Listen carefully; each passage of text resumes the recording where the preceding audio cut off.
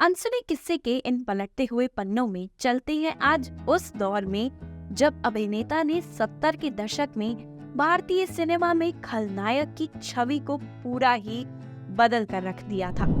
पूरा शहर इन्हें लाइन के नाम से जानता था।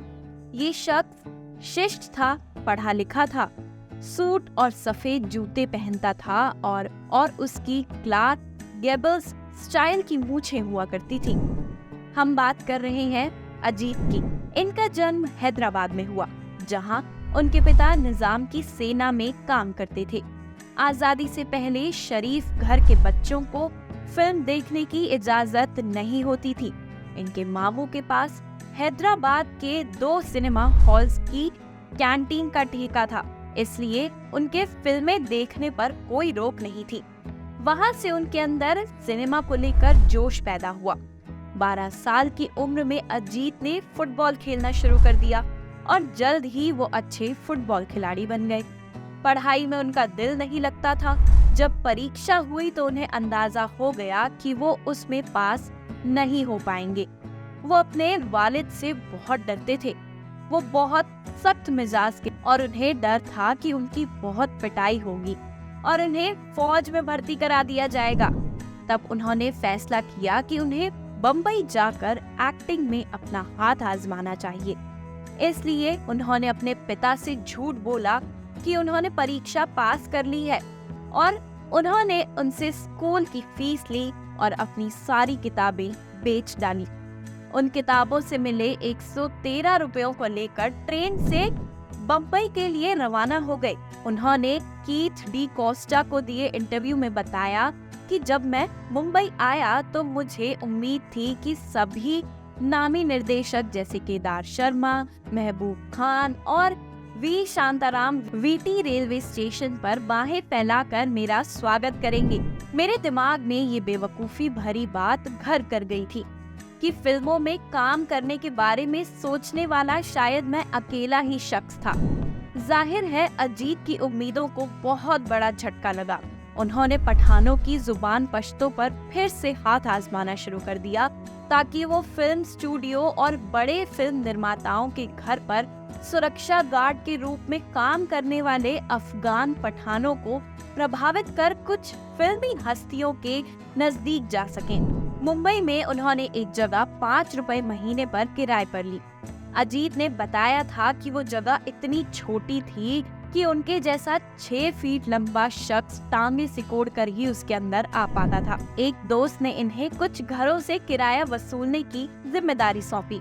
उसने कहा, तुम्हारा डील डॉल अच्छा खासा है, इसलिए तुम्हें इस काम को करने में कोई मुश्किल नहीं आएगी। लेकिन अजीत को ये काम पसंद नहीं आया। उन्हीं दिनों इनकी मुलाकात मजहर खान से हुई, जिन्होंने अपनी फिल्म बड़ी बात में अजीत को स्कूल टीचर का रोल दिया। इन्होंने करीब 3 सालों तक बतौर जूनियर आर्टिस्ट 6 फिल्मों में काम किया। इस दौरान इनका नाम हामिद अली खान रहा। ये निर्माता निर्देशक के अमरनाथ के संपर्क में आए। उन्होंने उनके साथ 1000 रुपए महीने का कॉन्ट्रैक्ट साइन कर दिया। अमरनाथ ने ही उनका नाम अजीत रखा। इकबाल रिजवी बताते हैं, अमरनाथ जी का मानना था कि हामिद अली खान बहुत कुछ ज्यादा ही लंबा नाम है। सिनेमा में नाम ऐसा होना चाहिए कि लोगों की जुबान पर चढ़ जाए। उन्हें इसे छोटा कर और आकर्षक और कैची बनाना चाहिए ताकि लोगों को ये नाम लेने में आसानी हो। अमरनाथ ने उन्हें 2-3 नाम सुझाए थे, लेकिन उन्हें अजीत नाम सबसे अच्छा लगा। अजीत नाम चल निकला और उन्हें फिल्में मिलने लगी। बतौर हीरो अजीत की पहली फिल्म थी बेकसूर, जिसमें मधुबाला उनकी हीरोइन थी। इसके बाद उन्होंने नास्तिक, बड़ा भाई, बारादरी और ढोलक में भी काम किया। अजीत को मुगले आजम फिल्म में अर्जुन सिंह की भूमिका से भी काफी प्रसिद्धि मिली। नेगेटिव रोल में अजीत की पहली फिल्म जिसे काफी तारीफ मिली वो थी सूरज। इस फिल्म में प्रभावित होकर लेख टंडन ने उन्हें प्रिंस फिल्म के लिए साइन किया। अजीत और राजेंद्र कुमार के बीच खासी दोस्ती थी, क्योंकि दोनों ही शायरी के बहुत शौकीन थे। उस जमाने में अजीत को हीरो के तौर पर फिल्में मिलना बंद हो गई थी। राजेंद्र कुमार ने उन्हें सूरज फिल्म में बतौर विलन काम करने की सलाह दी। शुरू में अजीत थोड़ा झिझके, लेकिन राजेंद्र कुमार ने कहा कि विलेन की उम्र बहुत ज्यादा होती है, लेकिन एक खास उम्र के बाद हीरो को काम मिलना बंद हो जाता है। राजेंद्र कुमार चूंकि उनके दोस्त थे, इसलिए अजीत को लगा कि वो अपने किसी फायदे के लिए उन्हें सलाह नहीं दे रहे हैं, इसलिए उन्होंने उनकी सलाह मानकर सूरज फिल्म में विलेन का रोल लिया। सालों से अजीत के वन लाइनर्स जैसे मोना डार्लिंग और रॉबर्ट ने सिनेमा प्रेमियों की कई पीढ़ियों का मनोरंजन किया है। अजीत खुद कहा करते थे, मेरे प्रशंसक मेरे डायलॉग्स के दीवाने थे। जब उन्हें ये मिलना बंद हो गई तो कुछ डायलॉग्स उन्होंने अपने मन से ही बना लिए। तो ये थे अजीत की जिंदगी से जुड़े कुछ किस्से।